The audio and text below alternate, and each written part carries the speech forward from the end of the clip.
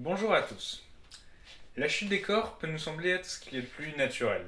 Vous, moi, les objets qui nous entourent sommes tous soumis à la force de gravitation qui nous attire vers le sol. Et si, comme moi, lorsque vous étiez enfant, vous vous amusiez à des jeux de construction, peut-être vous êtes-vous déjà demandé pourquoi vos constructions s'effondraient et comment elles tombaient. C'est en fait une question que beaucoup de physiciens se sont déjà posées, et à raison, la réponse à cette question est en fait d'une importance capitale, que ce soit pour faire décoller des avions ou même prédire la vitesse de chute d'un astéroïde. C'est pourquoi, lors de cet exposé, je vous propose de montrer dans quelle situation il est raisonnable de dire que la masse d'un objet va influencer sa vitesse de chute. Pour cela, dans un premier temps, nous ferons un bref historique des théories physiques concernant la chute des corps jusqu'au XVIIe siècle.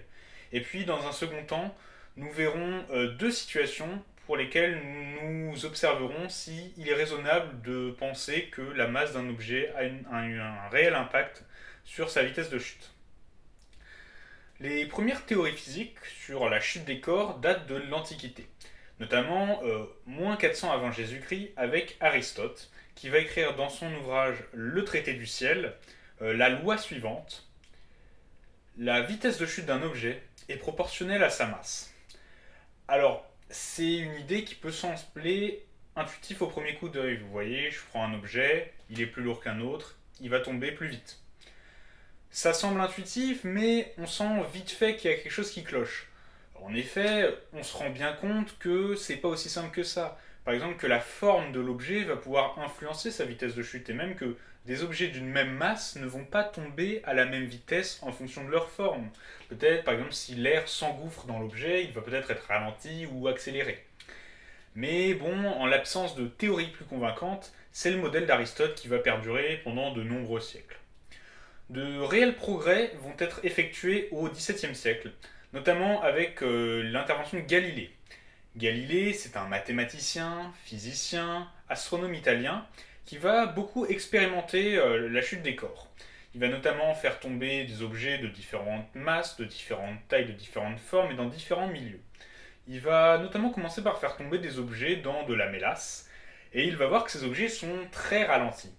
Puis il va les faire tomber dans de l'eau, et il va observer que ces objets sont moins ralentis que dans de la mélasse, mais quand même plus ralentis que s'ils tombaient dans de l'air. Et puis il va faire tomber des objets dans l'air, et se rendre compte qu'ils ne sont presque pas ralentis.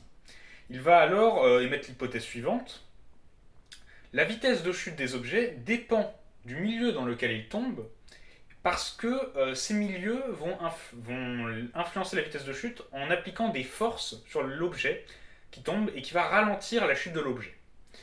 Et puis Galilée va se demander, mais que se passerait-il si aucune force ne s'exerçait sur mon objet? Si je faisais tomber mon objet dans un milieu dans lequel aucune force ne s'exerce sur l'objet.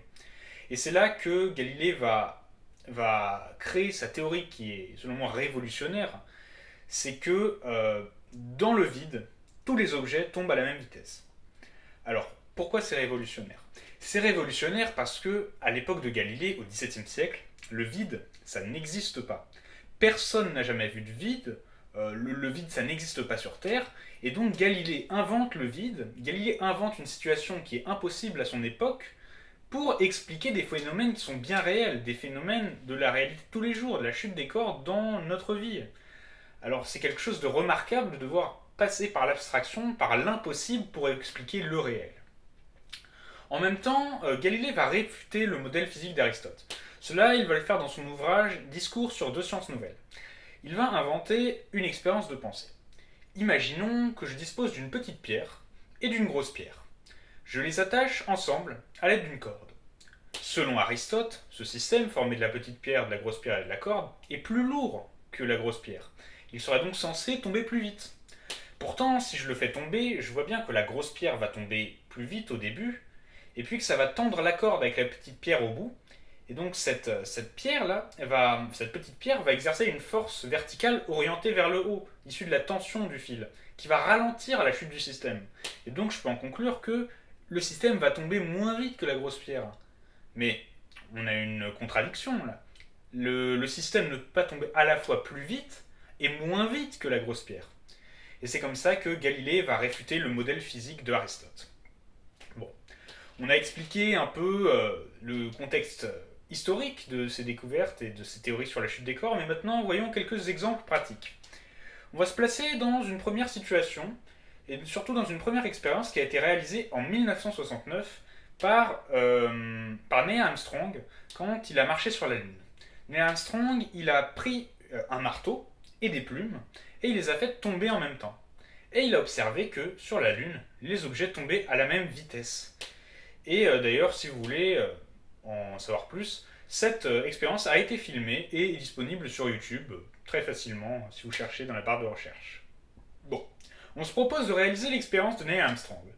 On va se munir d'un marteau comme système, disons d'une masse 1 kg, et on va se placer dans le référentiel lunaire, supposé galiléen. On va alors faire tomber notre marteau, que j'ai dessiné ici sur ce schéma, d'une hauteur à peu près égale à 2 mètres, disons, et sans vitesse initiale. Et surtout de manière complètement verticale afin de pouvoir négliger, qu'il n'y ait pas de composante horizontale pour notre vitesse. La seule force qui va s'exercer sur mon marteau va être son poids. Donc j'ai rappelé l'expression ici, m fois vecteur g, petit g, avec g qui est la constante de pesanteur lunaire qui vaut environ 1,6 mètres par seconde au carré. Sur la Lune, il n'y a pas d'air, donc pas de frottement de l'air. Donc le système va en fait être en chute libre. Le référentiel lunaire étant supposé galiléen, on va pouvoir appliquer la seconde loi de Newton qui nous dit que la somme des forces extérieures qui s'appliquent sur mon objet vaut sa masse fois son accélération. C'est ce que j'ai écrit ici, et après quelques simplifications, donc on obtient que l'accélération verticale de mon objet vaut en fait moins petit g. Et puis, sachant que la dérivée de la vitesse verticale, c'est l'accélération verticale, en projetant selon l'axe y, l'axe y, on trouve en fait que la vitesse vaut moins g fois t, plus une constante, avec t le temps. Et cette constante, on peut la trouver en regardant à l'état initial. L'état initial de système, la vitesse 0, vaut 0 parce qu'on avait lâché mon objet sans vitesse initiale. Donc la constante est nulle et la vitesse en fonction de y vaut moins g fois t.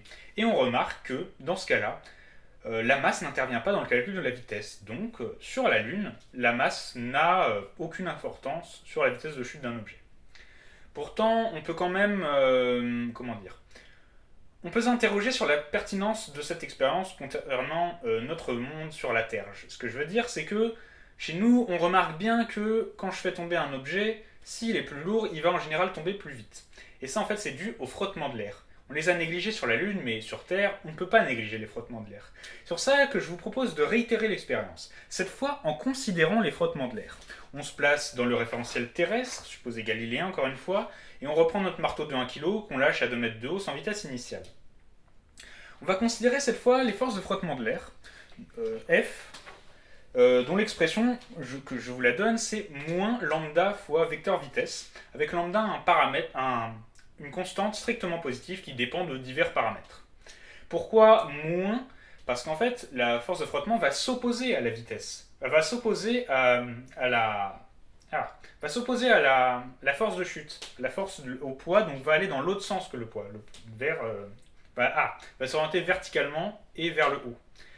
Et en appliquant encore la deuxième loi de Newton, on trouve que la force de frottement plus le poids vaut masse fois accélération en fonction de t, puis que l'accélération en fonction de t, donc y, l'accélération verticale, vaut lambda v sur m moins g.